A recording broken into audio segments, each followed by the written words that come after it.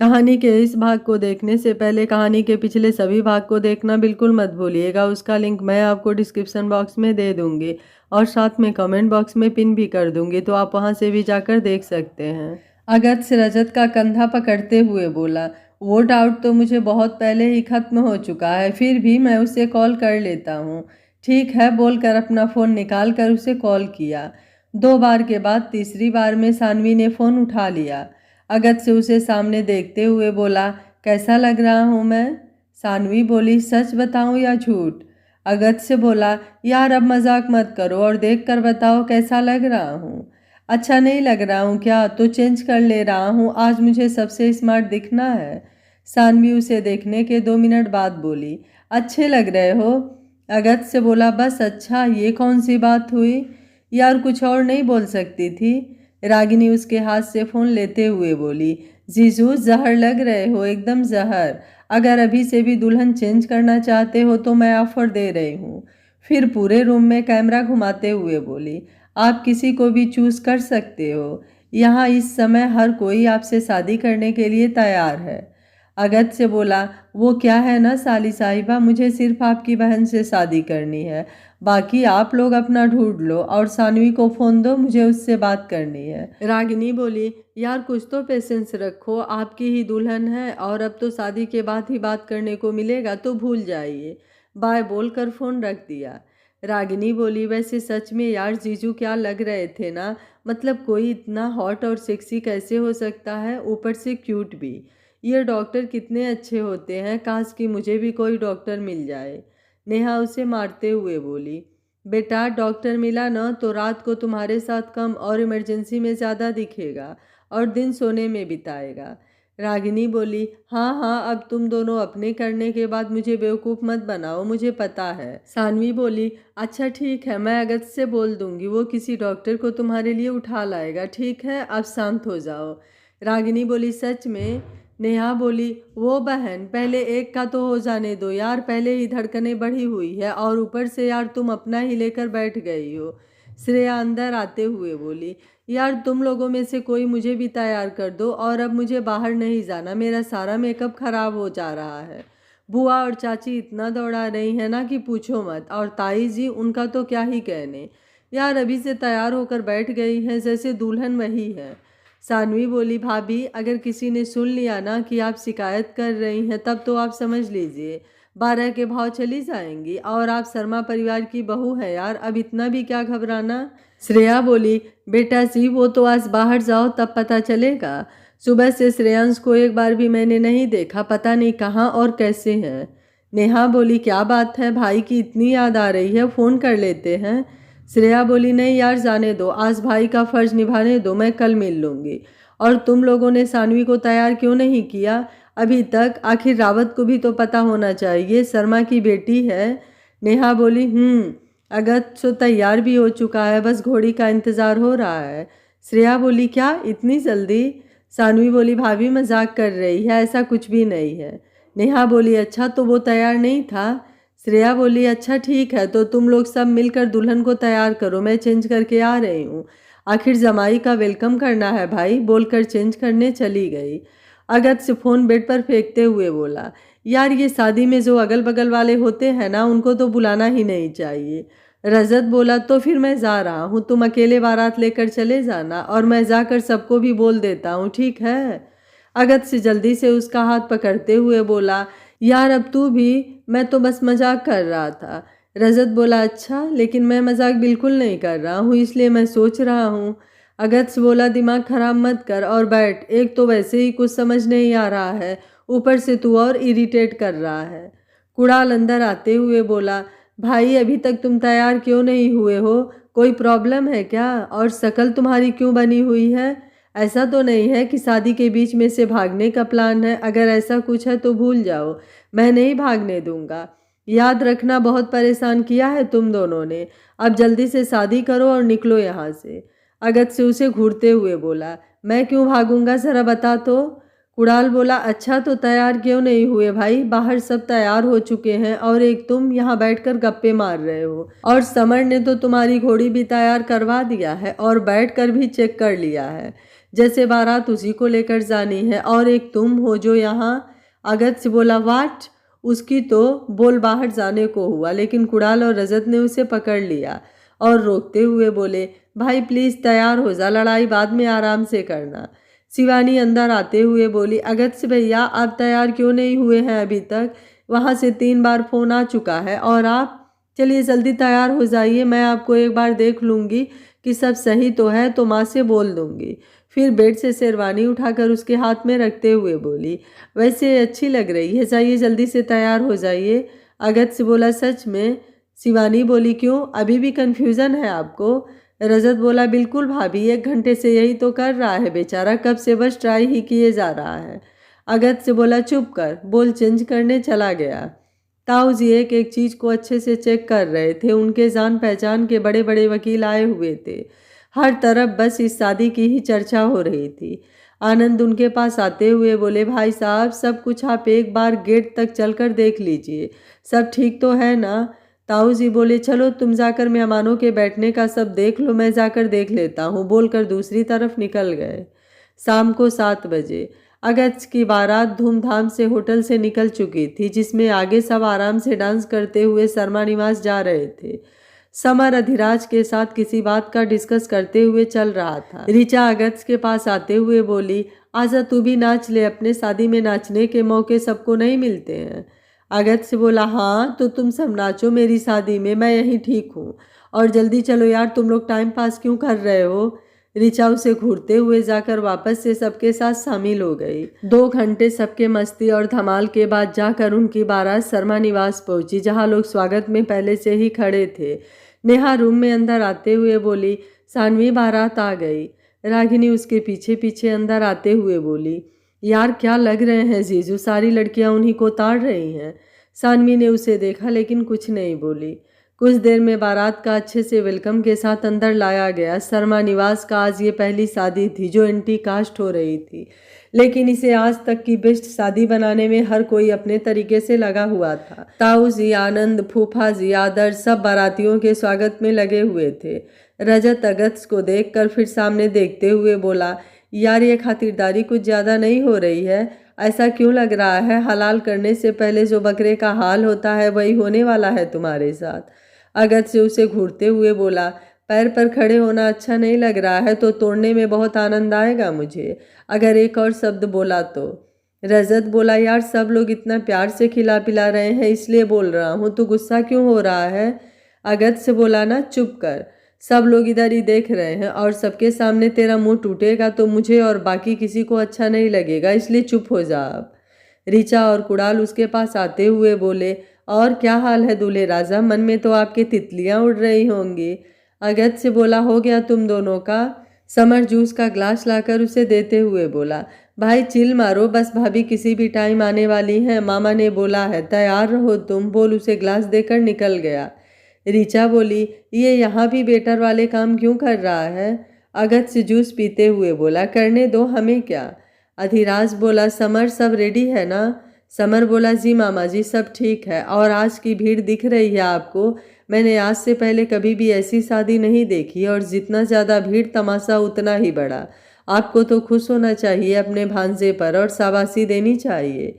अधिराज बोले, और उसके कंधे पर हाथ रखकर दूसरी तरफ चले गए। कुछ देर चाय नाश्ते के बाद अगस्त और बाकी सब लोग जयमाल के लिए स्टेज पर आ गए। अब बस सबको सानवी के आने का इंतजार था। 10 मिनट बाद ढोल नगाड़े से सानवी का वेलकम हुआ। दोनों तरफ बैंड बाजे के साथ म्यूजिक चल रहा था और बीच में सानवी अपनी पूरी फैमिली के साथ आ रही थी। कुणाल सामने देखते हुए बोला, अगस्त आज तुमने जीत लिया मिस शर्मा को, वाह मेरे शेर, बोल उसका कंधा थपथपा कर वापस से सामने देखने लगा जहां सानवी आ रही थी। अगस्त की पूरी फैमिली उसके साथ स्टेज पर उसके पीछे खड़ी थी। समर एक साइड खड़ा और पलक बस सानवी को देखे जा रहा था। कुणाल अगस्त के पास झुकते हुए बोला, आगे बढ़ और पकड़ ले हाथ, कभी ना छोड़ने के लिए। ऋचा दूसरे साइड से, बिल्कुल आज मौका है, सबके सामने उसका हाथ पकड़कर आज दिखा दे कि तू कितना प्यार करता है, अब कोई तुझे नहीं रोक सकता। अगस्त ने दोनों को देखा और सर झटक कर आगे बढ़कर घुटने पर बैठते हुए अपना हाथ आगे कर दिया। सानवी ने एक नज़र उसे देखा और अपना हाथ उसके हाथ में रख दिया। दोनों बीच में आए तो ऊपर से फूल बरसाकर उनका स्वागत किया गया। अब दोनों फैमिली आमने सामने थी।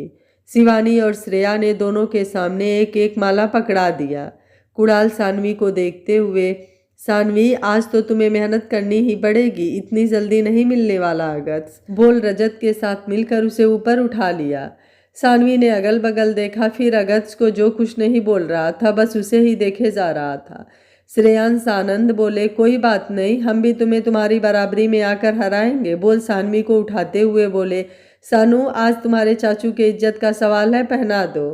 सानवी ने अगत्य की तरफ हाथ बढ़ाया तो कुणाल ने उसे और ऊपर कर दिया। अगत्य ने भी सर ऊंचा कर लिया। 2 मिनट बाद सानवी बोली, अगत्य चुपचाप झुक जाओ वरना मैं किसी और को पहना दूंगी, फिर अकड़ते रहना जितना अकड़ना होगा। समर बोला, मैं तैयार हूँ। सानवी ने एक नज़र समर को देखा, फिर अगत्य को। अगत्य अब जल्दी से कुणाल और रजत को देखते हुए बोला, भाई छोड़ दो वरना इसका कोई भरोसा नहीं। कुणाल बोला, यार तू डर क्यों रहा है, कुछ नहीं होगा। सानवी बोली, चाचू आप ना अब मुझे नीचे उतारो, मुझे नहीं पहनाना। आनंद बोले, सानवी बोली, आप उतारो ना, जिसको पहनना है नीचे आए वरना मैं नहीं करने वाली कोई रिक्वेस्ट। आनंद और श्रेयांश ने उसे नीचे उतार दिया। अगत्य से बोला, कुणाल यार सच में वो किसी और को पहना देगी, यार उतारो मुझे। कुणाल बोला, भूल जा, सानवी बस धमकी दे रही है, वो ऐसा कुछ नहीं करेगी। अगत्य से बोला, तुम दोनों दोस्त हो या दुश्मन यार। रजत बोला, जो समझना है समझ लो। सानवी बोली, लास्ट बार बोल रही हूँ, आ रहे हो या। अगत्य बोला, कुणाल। ऋचा बोली, कुणाल। सानवी बोली, समर आ जाओ, मैं जयमाला तुम्हें ही डाल दूँ। अगत्य बोला, भाड़ में जाओ सालो तुम दोनों, और जल्दी से नीचे उतरकर उसका हाथ पकड़कर अपने गले में जयमाला डालते हुए बोला, आ गया यार, और जल्दी से अपने हाथ का जयमाल उसके गले में डालते हुए बोला, बधाई हो मिसेज रावत, आधी शादी हो गई। सब ने एक साथ तालियों से माहौल बना दिया। सानवी बोली, क्या ज़रूरत थी उतरने की। अगत्य से उसका हाथ पकड़ते हुए बोला, 4 साल से टाइम पास नहीं किया है। अधिराज ने अनामिका को देखा तो वो सामने देखने को बोल जहाँ सब लोग दोनों को आशीर्वाद दे रहे थे। अगत्य से सानवी ने सबका आशीर्वाद लिया और वापस से सोफे पर बैठ गए। कुणाल बोला, भाई भाभी तुम दोनों के लिए हम सब के तरफ से। नेहा, रजत, कुणाल, ऋचा, रागिनी, समर एक साथ स्टेज से नीचे आ गए। पीछे से म्यूजिक चला। ढोलक में ताल है, पायल में छन छन, वही ढोलक में ताल है, पायल में छन छन। कुणाल ने अब अगत्य और सानवी को भी शामिल कर लिया।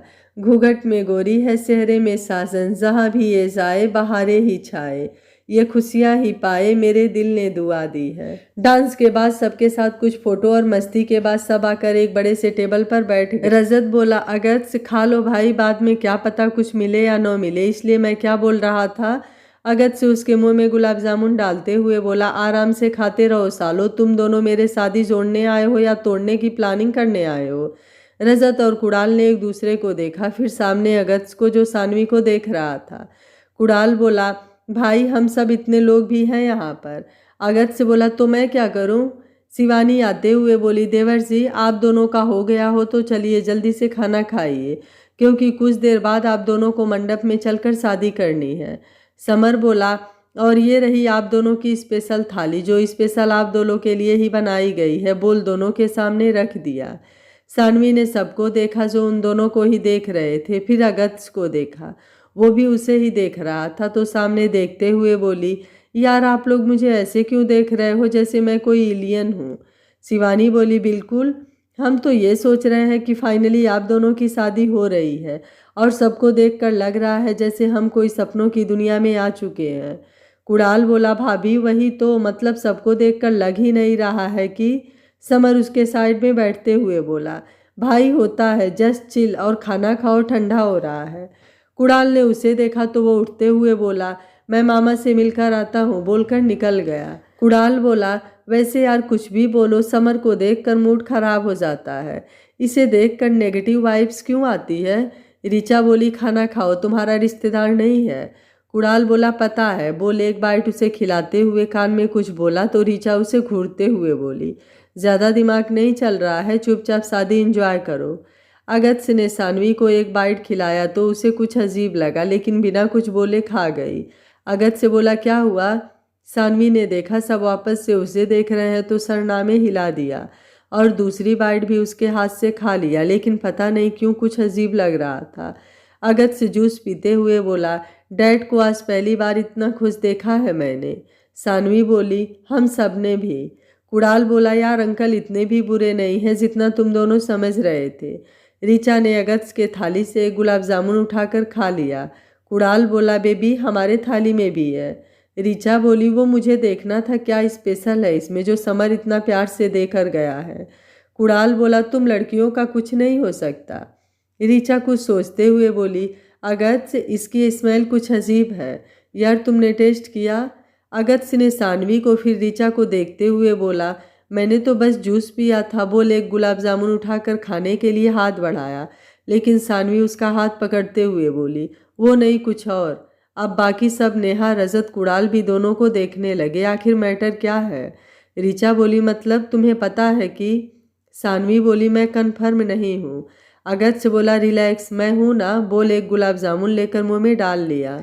अगत्य ने अब थोड़ा थोड़ा पूरी थाली से खाया और कुछ सोचते हुए वेटर को बुलाकर बोला, इस थाली को पैक करो और जब मैं मांगूं तब देना। इसमें रखा हर एक चीज़ अलग अलग होना चाहिए। तब तक अधिराज को आते देखा तो इशारे से उसे कुछ दूर पर रोक दिया। अधिराज बोले, अगत्य पंडित जी बुला रहे हैं, जाओ चेंज करो। सानवी बेटा तुम भी जाकर चेंज कर लो। हमारे घर के रस्मों के हिसाब से जयमाल के बाद दूल्हा दुल्हन एक दूसरे को नहीं देखते, वरना अशुभ माना जाता है। फिर नेहा और ऋचा को उसे लेकर जाने को बोले। अगत्य ने उसे जाने का इशारा किया तो अब वो उनके साथ अंदर चली गई।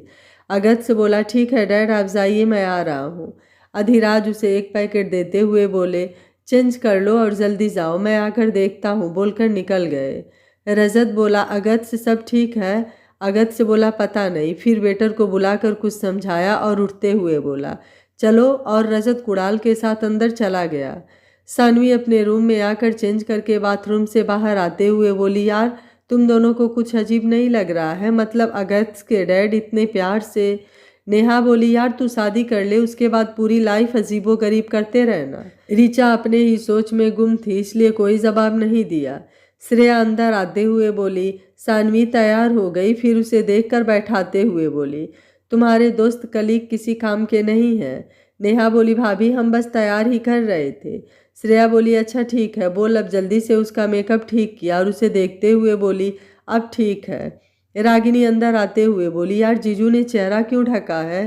श्रेया बोली, बेटा उसे सेहरा कहते हैं और शादी ऐसे ही होती है। पहले कभी किसी की शादी में ध्यान नहीं दिया क्या? रागिनी बोली, शायद नहीं। कुछ देर में सानवी तैयार हो गई। बाहर से पंडित जी ने मुहूर्त का टाइम बताया तो ताऊ जी आदर्श को देखते हुए बोले, आदर्श जाओ देखो सानू कहाँ है, बोल दो उसे लाने के लिए, मुहूर्त का टाइम हो रहा है। आदर्श का दिल आज अजीब सा धड़क रहा था। आज उनकी बेटी की शादी थी जिसे वो शायद सबसे ज़्यादा प्यार करते हैं। आज वो पराई होने वाली है, दुश्मन के घर जा रही है, बस सब ठीक हो। फिर कुछ सोचते हुए उनकी आंखें नम हो गई। ताऊ जी उनके कंधे पर हाथ रखते हुए बोले, आदर्श ये दिन भी किस्मत वालों को मिलता है, जाओ लेकर जाओ उसे और अपना धर्म निभाओ। आदर्श बोले, जी भाई साहब, बोलकर अंदर चले गए और ताऊ जी अब फूफा जी के पास जाकर बैठ गए और किसी बात पर डिस्कस करने लगे। आधे घंटे बाद आदर्श और शीतल अंदर आते हुए बोले, सानू। सानवी ने दोनों लोगों को देखा और उठकर खड़ी हो गई। आदर्श सबको देखते हुए बोली, बच्चों आप सब लोग बाहर जाओ, हमें अकेले में कुछ बात करनी है अपनी बेटी से, उसकी शादी से पहले। सब लोग अब बिना कुछ बोले बाहर निकल गए। अब रूम में बस 3 लोग ही थे, बाकी रूम में एकदम शांति छाई हुई थी। अंदर क्या बात हो रही थी किसी को कुछ पता नहीं था। मंडप में रजत कुणाल अगत्य के बगल में बैठकर कुछ ना कुछ पीछे से बोले जा रहे थे और वो चुपचाप बस शांति से जैसे जैसे पंडित जी बोले जा रहे थे वैसे वैसे किए जा रहा था। कुणाल बोला, रजत यार ये आज से ही बदल गया, मुझे इससे ये उम्मीद नहीं थी। लोग शादी के बाद बदलते हैं और ये शादी से पहले ही बदल गया यार। रजत बोला, हाँ तो शादी किससे कर रहा है ये भी तो देखना। फिर कुछ बोलना, फिर सामने देखते हुए बोला, भाभी आ गई यार अगत्य, अब तो देख ले। सामने शीतल, आदर्श, बीच में सानवी, उसके अगल बगल ऋचा, नेहा, श्रेया, रागिनी, श्रेयांश सब उसे लेकर मंडप में आ रहे थे। रेड बनारसी साड़ी और ऊपर से चुनरी से उसका चेहरा नहीं दिख रहा था। दोनों तरफ से वो जैसे जैसे आगे कदम बढ़ा रही थी ऊपर से फूल बरसाया जा रहा था। कुणाल बोला, वो भाई इसने घूंघट लिया है, क्या कमाल हो रहा है यहाँ पर यार। वैसे क्या गजब लग रहा है ना, सब कुछ एकदम फिल्मी लग रहा है सब कुछ। रजत बोला, पहले शादी ऐसे ही होती थी इसलिए चुप होकर एंजॉय कर। शादी के बाद पहली बार दुल्हन का चेहरा दूल्हा देखता है। कुणाल बोला, ये कौन सी रस्म है भाई, अब तो मुझे भी शादी का मन हो रहा है। रजत बोला, हो चुकी है बेटा, यकीन नहीं तो सामने देख लो, तुम्हारी बीवी भी आज बिजली गिरा रही है। कुणाल ने ऋचा को देखा तो दिल पर हाथ रखते हुए बोला, हाय कितनी क्यूट लग रही है ना। रजत बोला, भाई शादी के 3 साल हो चुके हैं, अब तो कम से कम कंट्रोल करो। कुछ देर बाद सानवी को लेकर अगस्त के बगल में बैठा दिया गया। शादी की शुरुआत हो चुकी थी। घर के सभी लोग मंडप के अगल बगल ही बैठे हुए थे, एक तरफ लड़की वाले तो दूसरी तरफ लड़के वाले। मंडप में दो दो पंडित मंत्र पढ़ रहे थे, एक एक रस्म को दोनों मिलकर अच्छे से निभा रहे थे। अधिराज के चेहरे पर एक अजीब सा गुरूर दिख रहा था। अनामिका सामने देखते हुए खुद से बोली, बस अब सब सही करना भगवान, की सानवी को हमारे यहाँ कोई प्रॉब्लम ना हो। कुछ देर बाद ताऊ जी का फोन बजा तो उठकर दूसरी तरफ चले गए। आदर्श और शीतल सानवी के पास ही बैठे हुए थे। कुछ देर बाद दोनों लोगों ने सानवी का कन्यादान किया और फिर फेरों के लिए दोनों खड़े हो गए। श्रेयांश आकर आदर्श जी के कान में कुछ बोला तो वो अपनी जगह आनंद और खुशबू को बैठाकर शीतल जी के साथ उठकर चले गए। रजत नेहा एक साथ बैठे हुए थे और ऋचा कुणाल के पास बैठी हुई थी। कुणाल उसे देखते हुए बोला, अपने शादी का दिन याद आ गया ना, ऐसा लग रहा है। ऋचा उसके कंधे पर सर रखते हुए बोली, आई लव यू। कुणाल बोला, लव यू टू। नेहा बोली, रजत ये समर कहाँ है, दिखाई क्यों नहीं दे रहा है। रजत बोला, बीबी तुम्हारा हस्बैंड तुम्हारे पास है और तुम्हें अभी भी दूसरों की पड़ी है। अब तो तुम्हारे दोस्त की शादी भी हो गई यार, अब तो कम से कम मुझ पर थोड़ा सा ध्यान दो। नेहा बोली, तुम्हारे ऊपर मेरा पूरा ध्यान है, अब सामने देखो, बोलकर उसके साथ सामने देखने लगी जहां शादी लगभग संपन्न होने ही वाली थी। अनामिका अधिराज को देखते हुए बोली, काफी खुश लग रहे हैं, क्या बात है, मैंने तो सोचा था। अधिराज सामने देखते हुए बोले, मेरा बेटा बच गया शर्मा का दामाद बनने से, और आप अभी भी कह रही हैं कि मैं खुश क्यों हूँ। अब मैं खुश नहीं रहूँगा तो क्या शर्मा खुश होंगे।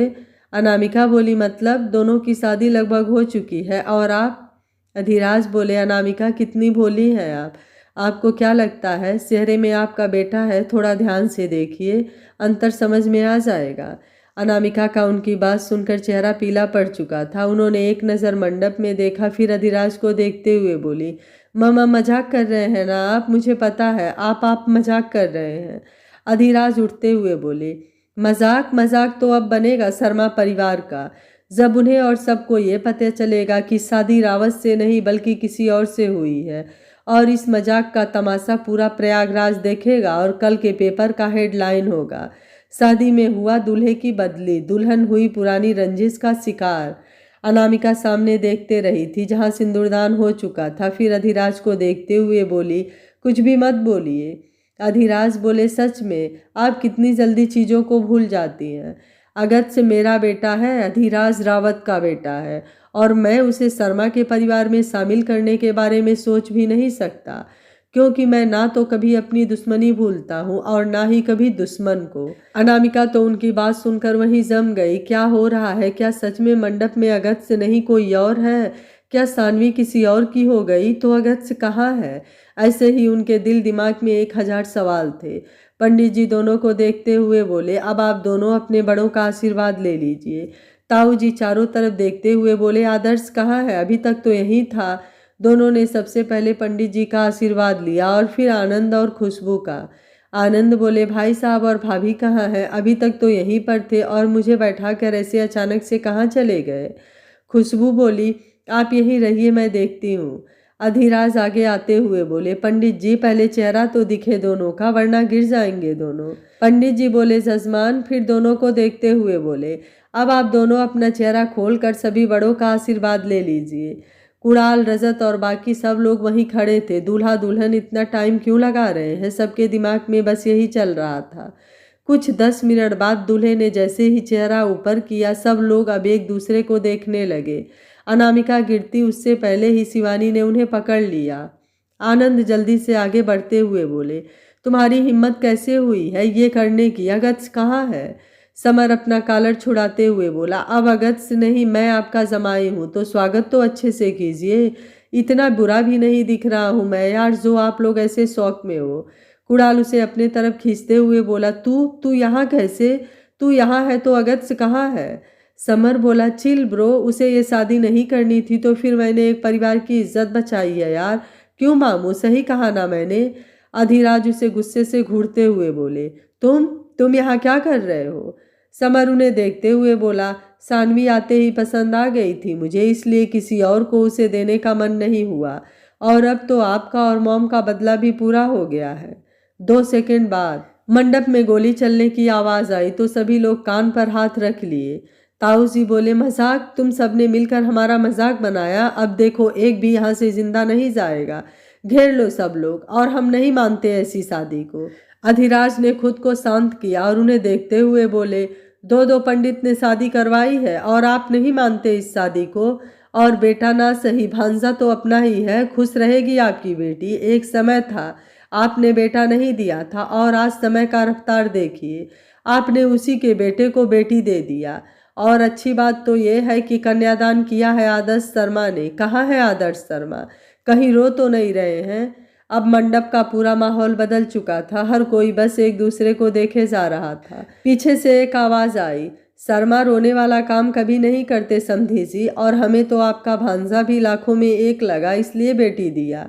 अधिराज ने पीछे देखा तो आदर्श खड़े थे, लेकिन उनके चेहरे पर ना कोई तनाव दिख रहा था और ना ही कोई दुख। फिर वो सबके पास आते हुए बोले, बधाई हो, आज हम समधी बन गए। ताऊ जी बोले, आदर्श मजाक चल रहा है, जब इसी से शादी करनी थी तो इतना कुछ करने की क्या जरूरत थी?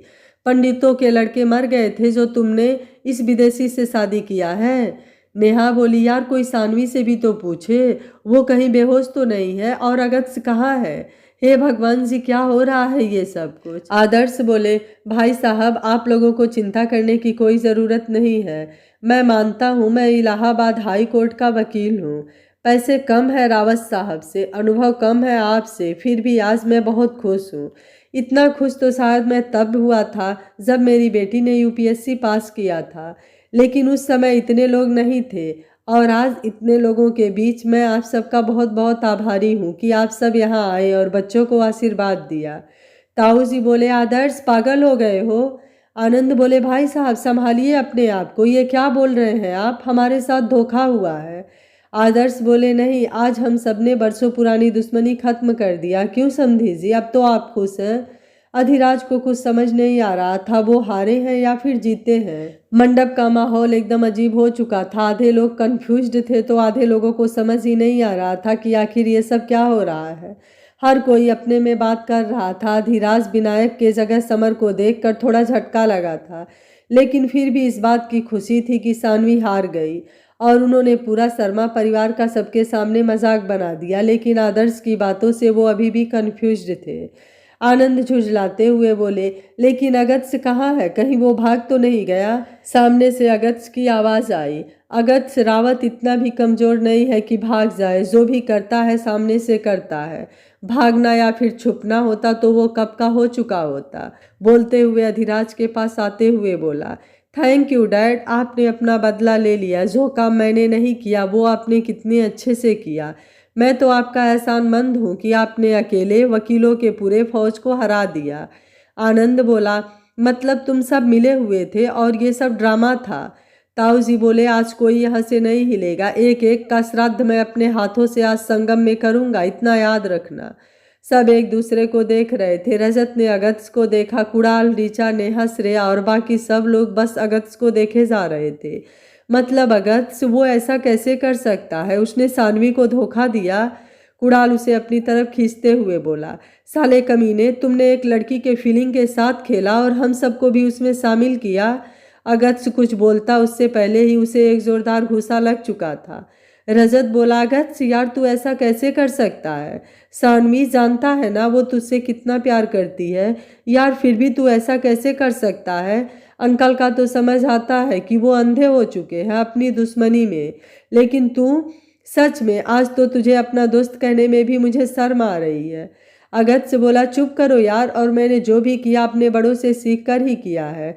और फिर अधिराज के पास आते हुए बोला, डैड अब तो आप खुश हैं ना कि अपने बेटे की खुशियां छीन कर अपने बहन के बेटे को दे दिया। अधिराज बोले, अगस्त्य मुझे नहीं पता था कि समर। अगस्त्य बोला, मैं कहाँ कोई आप पर प्रश्न चिन्ह लगा रहा हूँ डैड, मैं तो आज बहुत खुश हूँ क्योंकि आपने इतना बड़ा प्लान किया। मैं भी सोच रहा था आप सब में अचानक से इतना परिवर्तन कैसे हो गया। आपको मेरी खुशियों का ख्याल कब से होने लगा। फिर समर के पास आते हुए बोला, क्या काम किया है यार तुमने, मतलब मेरे पास तो शब्द ही नहीं है। अब अपनी दुल्हन नहीं दिखाओगे मुझे। अब तो तुम्हारी दुल्हन मेरी भाभी हो गई। जो काम मैं 4 साल में नहीं कर पाया, तुमने आते ही उससे प्यार, शादी, धोखा सब कर लिया। समर को समझ नहीं आया क्या बोले। शिवानी अनुभव का हाथ पकड़ते हुए बोली, आखिर ये सब हो क्या रहा है। अनुभव बोला, मुझे कुछ समझ नहीं आ रहा है यार, दिमाग घूम गया है। कुछ समझ नहीं आ रहा है क्या हो रहा है और क्या नहीं। और सबसे बड़ी बात, सानवी कुछ बोल क्यों नहीं रही है, अभी भी वैसे ही खड़ी है, जबकि अभी तक तो तांडव हो जाना चाहिए था। शिवानी बोली, मुझे तो लग रहा है वो शौक में होगी। अनुभव बोला, लेकिन मुझे कुछ और ही लग रहा है। अगर वो हुआ तब तो यहाँ हर एक इंसान के मुंह पर तमाचा होगा, और सबसे बड़ा तमाचा डैड के। शिवानी बोली, मतलब। अनुभव बोला, कुछ देर वेट करो। अगस्त को देखकर क्या लग रहा है तुम्हें, क्या सच में वो सानवी से प्यार नहीं करता था, या इतनी आसानी से वो उसे किसी और को दे देगा। इम्पॉसिबल। शिवानी बोली, कुछ समझ नहीं आ रहा है, आपके कहने का मतलब क्या है। अनुभव बोला, लेकिन मुझे कुछ कुछ समझ आ रहा है। उसके चोट लगने से उसने अपनी क्या हालत की थी, तुम सोच भी नहीं सकती हो। वो अपनी शादी छोड़कर भाग सकता है, ये सब दिखावा नहीं था। बहुत बड़ा कुछ होने वाला है, तुम मॉम को संभालो, मैं देखता हूँ। शिवानी अनामिका के पास चली गई जहाँ ऋचा उन्हें समझा रही थी।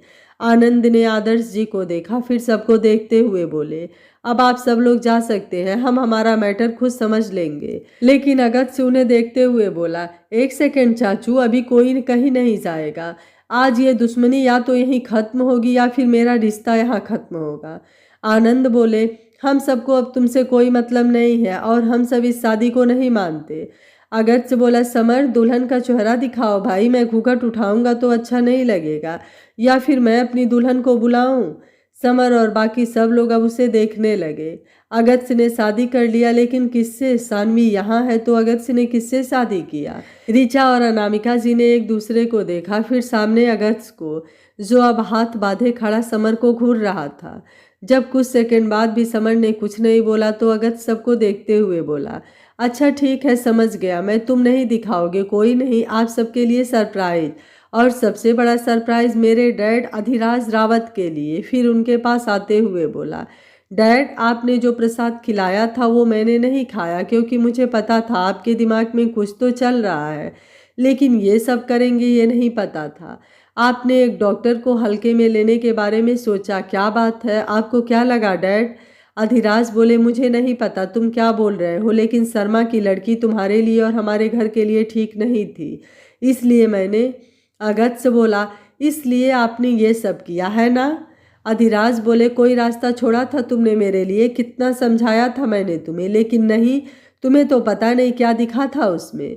अगस्त्य बोला, जो आपको मॉम में दिखा था, और आपने सबसे बगावत करके उनसे शादी किया, तो आपका प्यार प्यार और मेरा प्यार टाइम पास नहीं था, समझे आप। और वैसे भी मुझे आपसे ऐसी ही उम्मीद थी, आपके जैसा इंसान किसी का कभी हो ही नहीं सकता। मुझे तो लग रहा है आपको मॉम से भी कभी प्यार नहीं हुआ। अधिराज बोले, अगस्त्य अपनी लिमिट क्रॉस कर रहे हो। अगस्त्य बोला, और आपने क्या किया, अपने बेटे की खुशियाँ किसी और को कैसे दे सकते हैं आप। अगर आज मैं मरूंगा तो उसके जिम्मेदार आप होंगे, लेकिन मैं मरूंगा नहीं, क्योंकि मेरे जीने की वजह मेरे पास है, समझे आप। अधिराज बोले, घर चलो, जो होना था हो चुका है, अब हमारा यहाँ कोई काम नहीं है। अगस्त्य बोला, सच में आपको लगता है जो होना था हो चुका है, अब हमारा यहाँ कोई काम नहीं है। आनंद बोले, भाई साहब अब ये सब ज़्यादा हो रहा है, आगे क्या करना है। आदर्श बोले, मेहमानों को चाय नाश्ते की तैयारी करो, सुबह होने वाली है। आनंद बोले, भाई साहब आप। ताऊ जी बोले, आदर्श ये क्या बकवास कर रहे हो। आदर्श बोले, हमारे यहाँ दुश्मनों का भी स्वागत किया जाता है भाई साहब, फिर भी ये लोग तो रिश्तेदार बन चुके हैं। आनंद, जो बोला है करो। आनंद अब बिना कुछ बोले निकल गुस्से में दूसरी तरफ चले गए। फूफा जी बोले, साले साहब कुछ तो सोचिए, ये हमारी बेइज्जती हुई है और आपको अभी भी खातिरदारी करनी है। वकील है हम, ये रिश्ता अभी टूट जाएगा, किस बात की चिंता है आपको? हमारी बेटी के लिए एक से बढ़कर एक रिश्ते आएंगे। आदर्श बोले, जीजा जी शादी हो चुकी है, आप सब शांति से रहिए, मुझे मेरा दामाद पसंद है, बोलकर आगे बढ़ गए। समर के चेहरे पर एक अजीब सी खुशी की लहर दौड़ गई और सोचते हुए बोला, यार जितना सोचा था ये तो उससे भी आसान निकला, चलो अब थोड़ा राहत मिला है। अगस्त्य अभी भी गुस्से से अधिराज को देखे जा रहा था। अनामिका उसके पास आते हुए बोली, अगस्त्य कहाँ थे तुम, और ये सब क्या है? मुझे साफ साफ जानना है बेटा, आखिर हो क्या रहा है ये सब, और इस घूंघट में कौन है? अगस्त्य ने एक नज़र अनामिका को और फिर गुस्से से अधिराज को देखते हुए बोला, आपने मेरी मोहब्बत को मुझसे छीनने की कोशिश किया है डैड। वो आपकी और आपके साथ मिले हर उस इंसान का किया जाने वाला सबसे बड़ा गुनाह था, और जब मैं किसी को खुद से इस करने पर मजबूर कर सकता हूँ तो आप सोच भी नहीं सकते, उसके ऊपर उठती हर उस गलत निगाह को अगस्त्य खुद पर खाकर रोक सकता है। फिर समर को देखते हुए बोला, शायद तुमने मुझे या फिर सानवी को 1% भी समझा होता तो ये मूर्खता कभी ना करते, लेकिन चलो कोई नहीं, अब बहुत हो गया लेक्चर। और फिर अनामिका के पास आते हुए बोला, आपको अपनी बहू से मिलना है ना, तो चलिए अब आप अपनी बहू से मिल लीजिए। 2 मिनट बाद गार्डन में म्यूजिक स्टार्ट हुआ। अगस्त्य सबको देखते हुए बोला, वेलकम सानवी अगस्त्य रावत, आइए आपका स्वागत है। आगे बढ़कर गेट से 2 मिनट बाद सानवी का हाथ पकड़कर अंदर आ गया। उसके पीछे श्रेयांश, जतिन, विनायक और कुछ लोग और भी अंदर आ गए।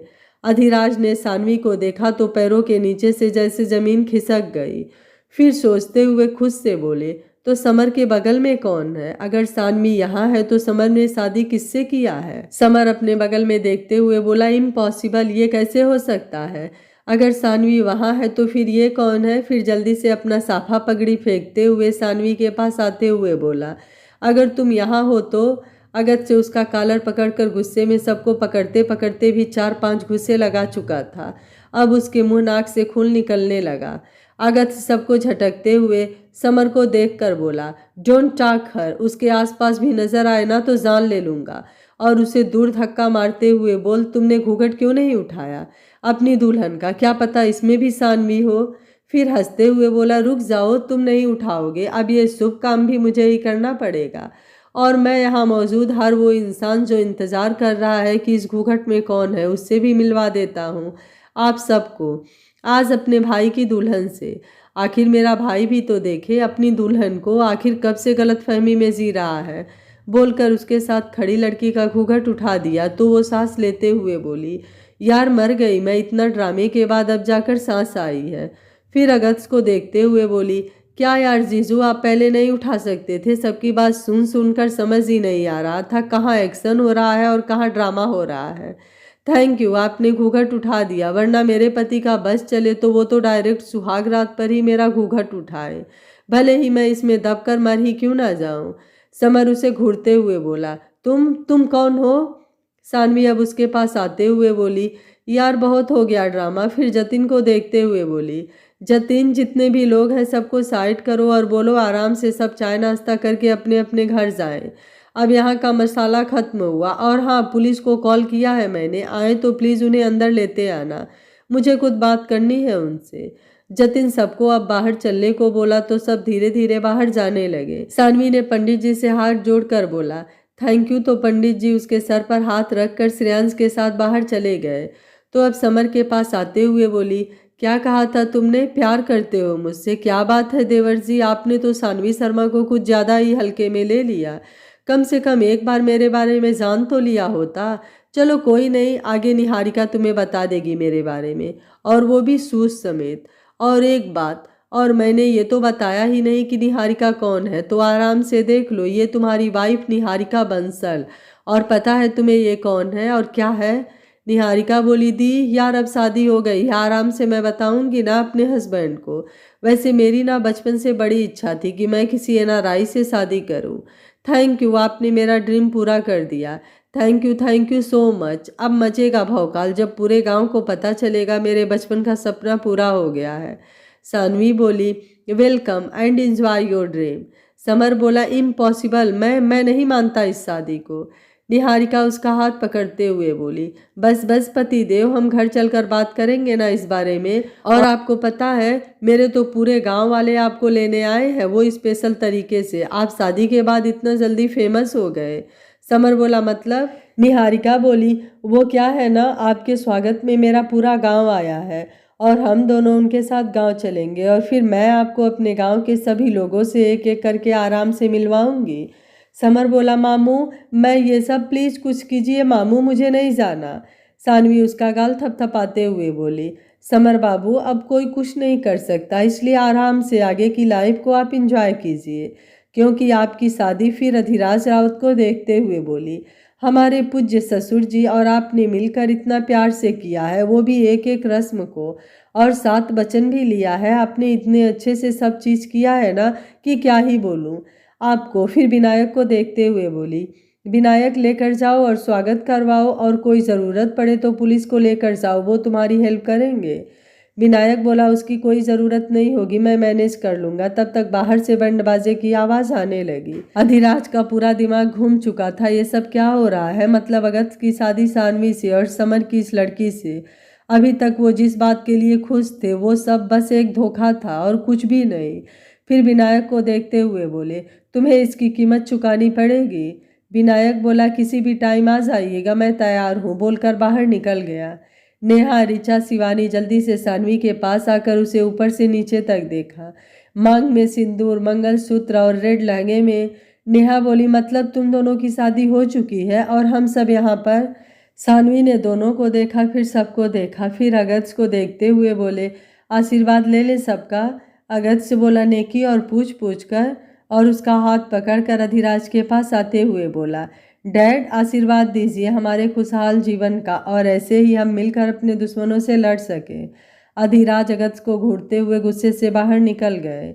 सानवी बोली, एक आशीर्वाद कैंसिल हो गया पतिदेव। अगस्त से बोला, कोई नहीं, अभी बहुत लोग हैं आपको आशीर्वाद देने के लिए। और उसे लेकर अनामिका के पास आए तो वो बारी बारी से दोनों को अपने सीने से लगाते हुए फिर उनका सर चूमते हुए बोली, तुम दोनों ने तो सबको डरा दिया था, मुझे अब जाकर राहत मिली है। कुछ देर बाद आदर्श और फिर शीतल और बाकी जितने भी बड़े थे सबका आशीर्वाद लेने के पास दोनों आनंद के पास आए तो वो दोनों को देखते हुए बोले, लेकिन तुम दोनों की शादी कब हुई, कहाँ हुई? आदर्श बोले, इनकी शादी शिव मंदिर में 108 पंडितों के मंत्रों से संपन्न हुई। क्योंकि मुझे अधिराज के नाटक का पता पहले ही लग चुका था, इसलिए मैंने घर के साथ साथ पूरे शिव मंदिर को भी वैसे ही डेकोरेट करवाया था। लेकिन अधिराज को सबके सामने देखना चाहता था, आखिर वो किस हद तक जा सकता है। आनंद बोला, तो भाई साहब, आपने मुझे या हम में से किसी को बताया क्यों नहीं? अरविंद बोले, लेकिन अब कब तक बचाओगे तुम, आखिर बेटी हमारी तो। विनायक आते हुए बोला, सानवी, मैंने उन्हें आराम से भेज दिया, और कोई काम हो तो याद करना। और फिर ताऊ जी को देखते हुए बोला, ताऊ जी, वो दोनों संभाल लेंगे, और आई थिंक अब आपको भी सोचना चाहिए, बोल हाथ जोड़कर चला गया। आदर्श सबसे हाथ जोड़ते हुए बोले, आज सबको मेरी वजह से जो भी परेशानी हुई। सानवी उनका हाथ पकड़ते हुए बोली, पापा, ये हाथ सिर्फ आशीर्वाद देने के लिए है, जोड़ने के लिए नहीं, और ना ही झुकने के लिए। मेरे पापा ना कल कमज़ोर थे और ना आज उनकी बेटी इतनी कमज़ोर है। आदर्श उसे सीने से लगाते हुए बोले, तुम तो मेरा गुरूर हो बेटा, तो तुम कमज़ोर कैसे हो सकती हो? 2 घंटे के घर के कुछ और रस्मों के बाद सानवी की विदाई हुई। सबसे पहले उसको होटल जाना था, उसके बाद आगे। सब लोग होटल आ गए। अधिराज गुस्से में लखनऊ निकल गए, क्योंकि सब जबरदस्ती समर को अपने साथ लेकर चले गए थे और वो कुछ भी कर नहीं पाए। 1 घंटे डिस्कस हुआ कि सानवी कहाँ जाएगी, क्योंकि अगस्त उसे अब घर लेकर जाने के लिए तैयार ही नहीं था।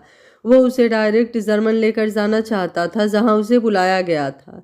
वहाँ से आने के बाद वो सोचेगा कि उन दोनों को कहाँ रहना है। अनामिका, अनुभव और बाकी लोगों के समझाने के बाद भी वो अपनी जिद पकड़कर बैठा था। जहाँ उसके डैड रहेंगे वो सानवी को वहाँ अब लेकर नहीं जाएगा और ना ही खुद जाएगा। सुबह से दोपहर हो गई, अभी तक कोई फैसला नहीं हो पा रहा था।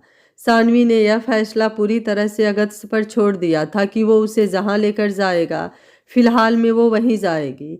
बाकी लखनऊ में उसका ट्रांसफ़र हो चुका था तो घर पहले ही मिल चुका था, लेकिन वह 1 महीने की छुट्टी पर थी, तो इसलिए उसने सब कुछ अगत्य पर छोड़ रखा था। समर को निहारिका अपने साथ गांव में लेकर आ गई, जहां आगे आगे बैंड बाजा चल रहा था और पीछे उनकी गाड़ी। दोपहर तक दोनों का अच्छे से वेलकम किया गया। समर को पूरा गांव देखने आया था, सब उसे एक सेकंड के लिए भी नहीं छोड़ रहे थे। उसे अब कुछ समझ नहीं आ रहा था, क्या सोचा था और क्या हुआ। अब वो दिल्ली कैसे जाएगा? उसके मामा ने भी उसकी कोई हेल्प नहीं किया। अब वो अपने मॉम डैड से कैसे मिलेगा, क्योंकि उसके पास इस समय ना तो कोई फ़ोन था और ना कोई उसके जान पहचान वाला। दोपहर में उसे आराम करने के लिए अंदर रूम में भेज दिया गया, क्योंकि अब जो भी रस्में होनी थी सारी शाम को होनी थी। समर अंदर आया तो सिंपल सा गांव के हिसाब से रूम था। बीच में एक बेड, अलमारी और कुछ भी नहीं। कुछ देर बाद निहारिका उसके लिए खाना लाते हुए बोली, चलो खाना खा लो, भूख लगी होगी ना, बोलकर थाली टेबल पर रख दिया। समर उसे घूरते हुए बोला, तुम्हें क्या लगता है मैं इस शादी को एक्सेप्ट करूंगा? कभी नहीं। और तुम्हारी औकात क्या है मेरे सामने, जो तुम 2 कौड़ी की? तड़ाक, उसके गाल पर एक जोरदार थप्पड़ पड़ा तो गुस्से से बोला, तुम्हारी इतनी हिम्मत? तब तक दूसरे गाल पर भी चिपक गया और उसका कॉलर पकड़कर निहारिका उसे बेड पर धक्का देते हुए बोली, ज्यादा चू चपड़ नहीं, नहीं तो अभी सिर्फ गाल टमाटर बनाया है, अभी पूरा का पूरा तुम्हें सेव बनाकर खा जाऊंगी और डकार भी नहीं लूंगी, समझे? ये अंग्रेजी कहीं और झाड़ना, क्योंकि जब हम अंग्रेजों को हिंदी सिखा सकते हैं तो तुम तो हिंदी से भटके अंग्रेज हो। समर बोला, तुम हो कौन? निहारिका बोली, कुछ ज़्यादा जल्दी नहीं पूछ लिया? फिर थाली उसके हाथ में रखते हुए बोली, खाना खिलाओ, हाथ गंदा हो गया है मेरा तुम्हें मार कर। समर ने उसे देखा तो निहारिका बोली, अच्छा ठीक है, जान लो इतना तो बता ही सकती हूँ मैं, SI निहारिका बंसल, और प्रयागराज के 4 एरिया में छोटे नहीं बड़े गुंडे भी मेरे सामने पानी भरते हैं और सुबह घर से निकलते हैं तो माँ दुर्गा काली सबको पूछ कर कि मुझसे उनका सामना ना हो। चलो अब खाना खिलाओ, तुम्हारी वजह से कब से भूखी हूँ मैं। समर अब उसे खाना खिलाते हुए सोचने लगा, कहाँ फंस गया यार, ये तो आते ही इसने मारपीट शुरू कर दिया और धमकी भी। कहाँ उसने सुना था इंडिया में लड़की पति को पति परमेश्वर मानती है, और एक वहाँ सानवी और एक यहाँ ये। कहाँ फंस गया समर, इससे अच्छा तो कभी इंडिया आता ही नहीं। निहारिका बोली, तुम तो खाओगे नहीं, चलो अब सारा मैं ही खा जाती हूँ, और अगर मैं सो जाऊं तो उठाने के बारे में सोचना भी मत। समर ने सर हाँ में हिला दिया। निहारिका बोली, गुड, इसे कहते हैं एक अच्छा पति, जो तुम मेरे साथ रहकर बन जाओगे। और खाना खाने के बाद बेड पर लेट गई।